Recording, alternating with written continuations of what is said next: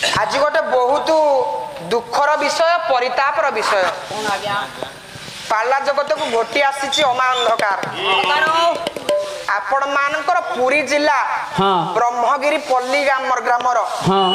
गायक होचंते गायक भार्गव श्रीजुक्त हिमांशु कुमार बराल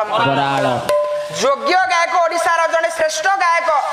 सुंदर दलमेल सुंदर पाला परिवेशन सुंदर लोक ये किछि दिन तले आपण मानकर भागवत जन्म जो पूर्णिमा गला इंदु पूर्णिमा आपण मानकर निकट रे पंडुसर ग्राम रे पाला गाउतिले किए गायक कलाकार नायक महोदय एवं हिमांशु बराल महोदय किंतु दुखर विषय परितापर विषय जीवन रे एते काल ग्रास करिছে असमय आसी पहुंची तांक निकट रे आज दुखद वार्ता